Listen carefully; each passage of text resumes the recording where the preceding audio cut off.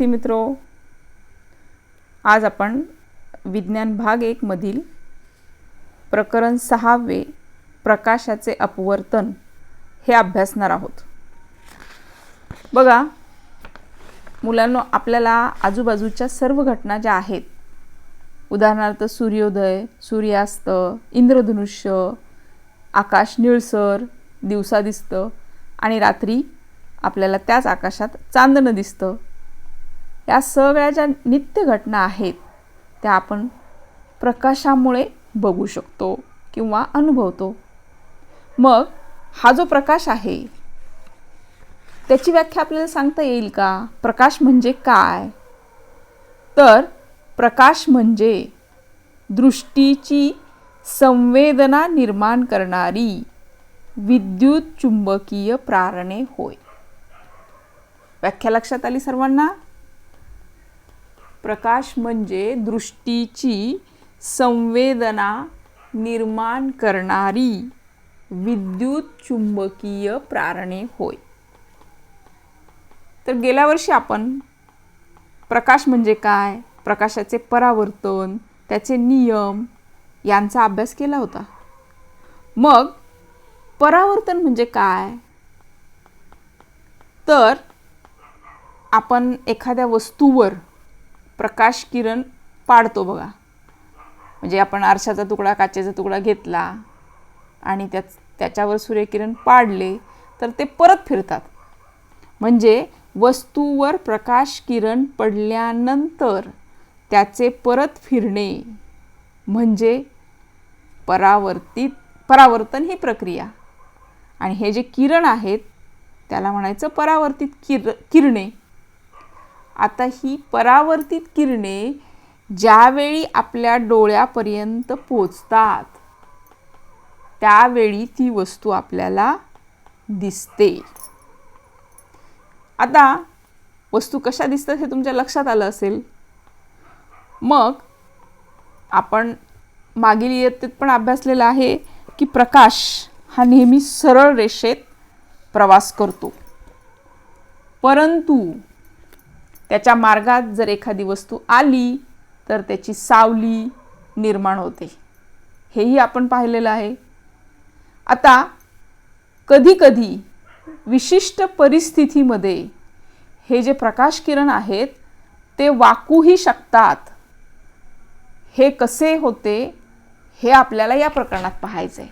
काय सांगितलं मी आता? प्रकाश किरण वाकू शकतात। आता याच्यासाठी एक छोटासा प्रयोग आहे, घरामध्ये सुद्धा तो तुम्ही आता करू शकता, निरीक्षण करायचे फक्त।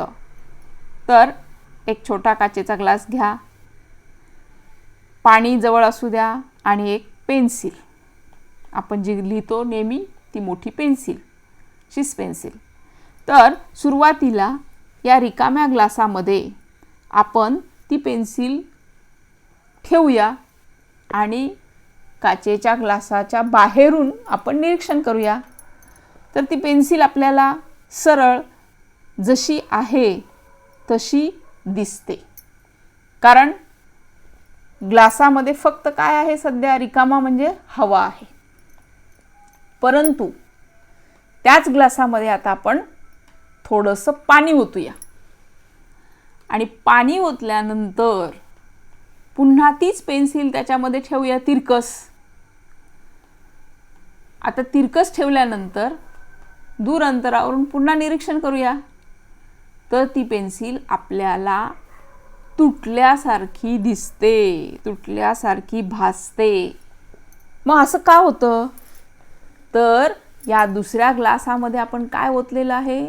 पाणी। म्हणजे वरच्या भागामध्ये काय आहे?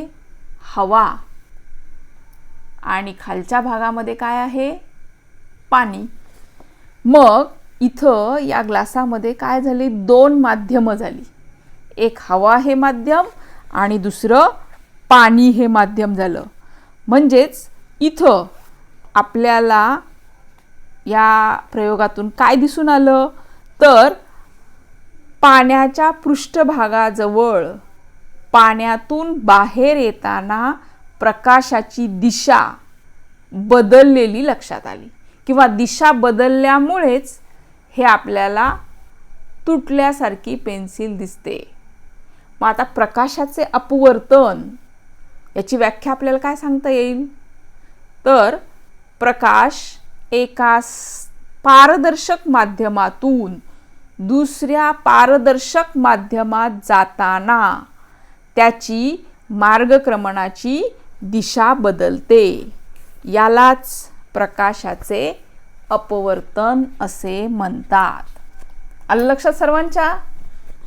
अपवर्तन म्हणजे इथं प्रकाश किरण वाकलेले आहेत, वाकूही शकतात.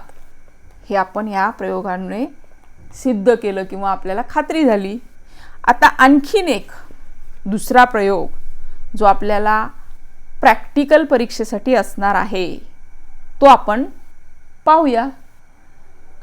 आता मगाशी सांगितल्याप्रमाणे आपल्याला एक ड्रॉइंग पेपर घ्यायचा आहे आणि या ड्रॉइंग पेपरवर 4 टाचण्या, तो ड्रॉइंग पेपर आपण आरेखन फलकावर ठेवणार आहोत, टाचण्या त्याच्यावर रोवणार आहोत आणि प्रयोगाचं निरीक्षण करणार आहोत. आता एक काचेची आयताकृती चिप घेतली आणि ती मी त्या ड्रॉइंग पेपरवर ठेवली. त्या चिपेला बाहेरच्या बाजूने आउटलाईन पेन्सिलने काढली, त्याला नाव दिलं PQRS. म्हणजे हे आयताकृती चिपेची आरेखन दिसते आपल्याला. चिप आत्ता सध्या त्या ड्रॉइंग पेपरवर आहे.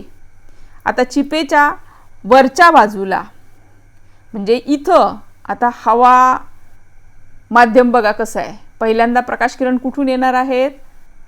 हवेतून. नंतर ते कुठे जाणार आहेत? काचेच्या चिपेमध्ये. आणि पुन्हा काचेच्या चिपेतून बाहेर पडणार आहे ते माध्यम कोणतं आहे? हवा. म्हणजे इथं सारखं माध्यम बदलतंय. हवा, काच, पुन्हा हवा. आता सुरुवातीला आपण त्या PQ या लाईनला एक तिरकस म्हणजे आपण AB या 2 टाचण्या रोवणार आहोत. तिरकस रोवायच्या. म्हणजे एक रेषा घेतली, तुम्ही तिथे कोन ठेवून रेषा घेऊ शकता सरळ टाचण्या येण्यासाठी, किंवा अंदाजे आपण टाचण्या 2 रोवल्या म्हणजे खोचल्या तिथे आणि त्या 2 टाचण्यांना नाव दिलं A आणि B. आता AB ह्या टाचण्याची जी रेषा आहे ती आपण त्या PQ पर्यंत वाढवली आणि त्या बिंदूशी N नाव दिलं. आता इथं ही जी लंबरूप रेषा आहे, ही जी लंबरूप रेषा आहे त्याला काय म्हणतात? स्तंभिका. लंबरूप रेषा बघा दिसते आकृतीत तुम्हाला, त्या रेषेला आपण काय म्हणतो? स्तंभिका. आता प्रयोग जो आहे तो आपल्याला कसा करायचा आहे? या 2 टाचण्याला पाहून म्हणजे त्या 2 टाचण्याचे तळ आपण काचेच्या चिपेतून पाहणार आहोत. काचेची चिप इकडे जी दुसरं नाव दिसतंय दुसरी बाजू RS, या RS बाजूकडून आपण त्या पहिल्या 2 टाचण्या बघत आहोत आणि दुसऱ्या 2 टाचण्या तिथे रोवणार आहोत. आता या 2 टाचण्या रोवत असताना काय विचार करायचा आहे की पहिल्या 2 आणि ह्या नंतरच्या 2 या 4ही टाचण्यांचे तळ आपल्याला एका सरळ रेषेत येतील अशा पद्धतीने त्यांचे ठिकाणं फिक्स करायचे आहेत. अशा पद्धतीनंच ठिकाणं फिक्स करायची. काचेच्या चिपेतून ते आपल्याला बघायचे आहेत. आता आपण C आणि D या 2 टाचण्या रोवल्या म्हणजे प्रत्यक्षात 4ही आपल्याला टाचण्या कशा दिसत आहेत? आता सरळ रेषेमध्ये. आता बघा पुन्हा काय करायचं आहे? काचेची चिप उचलून बाजूला करायची आहे आणि मग आपण पट्टी हातात घेऊन त्या सगळ्या टाचण्या एका रेषेत येतात का बघायचे. तर आपल्याला मात्र त्या 4ही टाचण्या सरळ रेषेमध्ये दिसणार नाहीत. कारण ABचा जर आपण मार्ग वाढवत गेलो, पट्टी हातात घेऊन आपण वाढवणार आहोत, तर तो कुठे जातोय बघा? पुढे जातोय. आलं लक्षात? म्हणजे प्रत्यक्षात तसा मार्ग आहे. म्हणजे इथं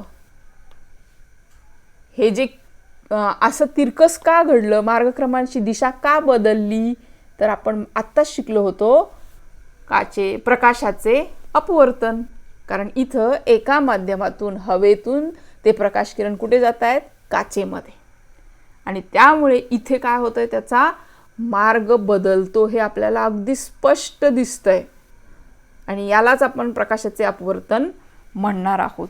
आता या आकृतीमध्ये आपण थोडी नावं बघूया. पहिला जो किरण आलेला आहे ए बी, त्याचं नाव आहे आपाती किरण. काय म्हणायचं त्याला, आपाती किरण. आता काचेच्या चिपेमध्ये जो किरण आहे त्याला म्हणतात अपवर्तित किरण. अपवर्तित किरण. आणि काचेच्या चिपेमधून जो बाहेर पडलेला आहे तो आहे निर्गत किरण. तर हे आपल्याला नावं माहीत असले पाहिजेत, कारण कधी कधी परीक्षेमध्ये अशी आकृती दिलेली असते आणि किरणांची नावं लिहा विचारलेलं असतं, त्यावेळी आपण ती किरणांची नावं लिहू शकतो. आता इथं हा जो कोन आकृतीत दिसतोय बघा, आय, तो आहे पहिला आपाती कोन. कारण इथं दोनदा माध्यम बदलत आहे, पहिल्यांदा हवा काच आणि पुन्हा खाली काचेतून हवेमध्ये, म्हणजे नंतर दुसऱ्या वेळेस हा जो कोन तयार झालेला आहे त्याचं नाव आहे I1. तो सुद्धा कोणता कोन आहे, आपाती कोन. आलं लक्षात, म्हणजे दोन कोन दिसत आहेत आकृतीत, कारण दोनदा इथे अपवर्तन होत आहे, दोनदा माध्यम बदलत आहे. आणि कोन जो आर आहे तो आहे अपवर्तित कोन. पहिला आहे तो आपाती कोन आणि नंतरचा आहे तो अपवर्तित कोन. तसाच खाली पण तयार होणार अपवर्तित कोन.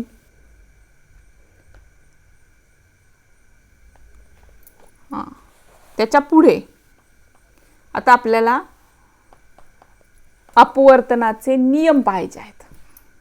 आता अपवर्तनाचे नियम दोनच आहेत. पहिला नियम काय सांगतो बघा. आता आपल्याला ही किरणांची नावं माहीत झालेली आहेत. आपाती किरण, अपवर्तित किरण व स्तंभिका, हे सगळ्याला आपल्याला एकाच प्रतलात दिसत आहेत, बरोबर. आपाती किरण, अपवर्तित किरण आणि स्तंभिका हे कशा आहेत, एकाच प्रतलात.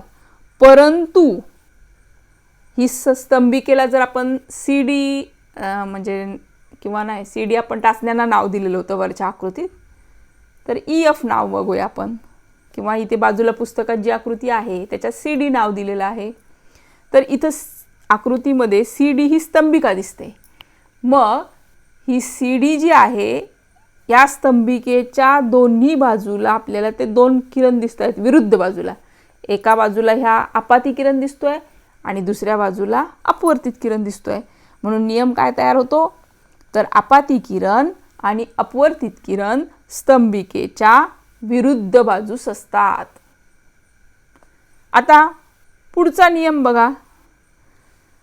तर इथं हवा आणि काच हे दोन माध्यम होते, त्यामुळे इथं साइन I म्हणजे पहिला कोन आपण I आणि R सांगितला होता, त्यांचा आपण साइन गुणोत्तर घेणार आहोत.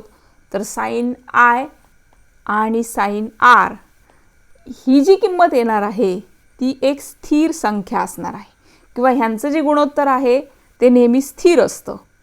आणि हाच जो आहे तो काय आहे, किंवा अपवर्तनांक किंवा अपवर्तनांकाचं गुणोत्तर नेहमी स्थिर असतं. अपवर्तनांक शब्दामध्येच आहे, अंक म्हणजे ते गुणोत्तर कसं आहे, स्थिर. तर आपाती कोन आणि अपवर्तित कोन यांचे गुणोत्तर नेहमी स्थिर असते. हे झाले अपवर्तनाचे नियम. आता आपल्याला फक्त जे आपण अपवर्तनांक म्हटलंय त्याचा अर्थ बघायचा आहे. आता अपवर्तनांक जो आहे तो माध्यमातील प्रकाशाच्या वेगावर अवलंबून असतो. कुठे अवलंबून असतो, माध्यमातील प्रकाशाच्या वेगावर तो अपवर्तनांक अवलंबून आहे. आता अपवर्तनांकाचं आपल्याला सूत्र सांगता येईल. अपवर्तनांक बरोबर बघा 2 आता अपवर्तनांकासाठी अक्षर जे आहे दर्शवलं जातं ते n आहे. 2n आणि 1 असं लिहिलेलं आहे. 2n1. आता ह्याचा म्हणजे ह्याचा अर्थ काय किंवा अपवर्तनांकाचं सूत्र काय तयार होतं तर पहिल्या माध्यमातील प्रकाशाचा वेग म्हणजे v1 भागिले दुसऱ्या माध्यमातील प्रकाशाचा वेग. कारण प्रकाश एका माध्यमातून दुसऱ्या माध्यमात जातोय म्हणजे त्या दोन्ही ठिकाणी प्रकाशांचा वेग कसा असणार आहे वेगवेगळा. आणि म्हणून कोणता वेग अगोदर घ्यायचा तर पहिल्या माध्यमातील प्रकाशाचा वेग. जेव्हा 2n1 असेल तेव्हा. आणि समजा हेच जर बदललं 1n2 असं जर लिहिलेलं असेल तर त्याचा अर्थ काय होतो दुसऱ्या माध्यमातील प्रकाशाचा वेग म्हणजे v2 भागिले पहिल्या माध्यमातील प्रकाशाचा वेग म्हणजे v1. तर हा दोन्हीतला महत्त्वाचा फरक लक्षात ठेवा. या सूत्राच्या सहाय्याने आपण वेगवेगळ्या पदार्थाचे अपवर्तनांक काढू शकतो. आता आणखीन एक महत्त्वाचं आपल्याला पाहायचं आहे ते म्हणजे वेगवेगळ्या माध्यमात प्रकाशाचे अपवर्तन कसं होतं. तर इथं जी आता आपण घेतलेली आहे पहिल्यांदा काचेची चिप त्याच्या बाहेरचं माध्यम आहे हवा म्हणजे विरल माध्यम आहे. हवा विरळ असते. आणि काच हे माध्यम कसं आहे घन माध्यम. म्हणजे पहिल्यांदा विरल माध्यमातून ज्यावेळी प्रकाश किरण घन माध्यमात येतो तेव्हा तो स्तंभिकेकडे झुकतो. कारण आपण काचेच्या चिपेचा प्रयोग बघितलेला होता. त्या काचेच्या चिपेच्या प्रयोगामध्ये आपल्याला ते स्पष्ट पाहायला मिळालं. कारण आपला काचेची चिप उचलल्यानंतर मार्गक्रम वेगळा होता. म्हणजे इथं जो कोन तयार झालेला आहे I आणि R म्हणजे I पेक्षा R कसा दिसतोय लहान. म्हणजे इथं स्तंभिकेकडे तो कोन काय झालेला आहे झुकलेला आहे. त्यानंतर आता तोच काचेच्या चिपेत खालच्या बाजूला जेव्हा प्रकाश किरण म्हणजे काचेच्या चिपेतून बाहेर हवेमध्ये जातात म्हणजे घन माध्यमातून विरल माध्यमात जातात तेव्हा हा जो प्रकाश किरण आहे तो पुन्हा स्तंभिकेपासून दूर गेलेला आहे. बघा स्तंभिकेपासून तो कसा झालेला आहे दूर. म्हणजे माध्यम बदललं की प्रकाश किरण त्याची दिशा बदलतोय. आता समजा या काचेच्या चिपेमध्ये पहिल्यांदा हे दोन्ही किरण तिरकस आलेली होती म्हणून आपल्याला हा बदल जाणवला. जर प्रकाश किरण या काचेच्या चिपेमध्ये लंबरूप दिशेत आले लंबरूप त्याच्यावर पडले तर त्याच्यामध्ये काहीही बदल होत नाही. म्हणजे त्याची दिशा बदलत नाही म्हणजेच त्याचं अपवर्तन होत नाही. आलं लक्षात. हे महत्त्वाचे 3 नियम आहेत. हे 3 नियम जे आहेत ते बहुपर्यायीमध्ये पण विचारले जातात. विरल माध्यमातून घन माध्यमात येताना स्तंभिकेकडे झुकतो. घन माध्यमातून विरल माध्यमात जाताना स्तंभिकेपासून दूर जातो. आणि जेव्हा ते लंबरूप पडतात तेव्हा त्यांची दिशा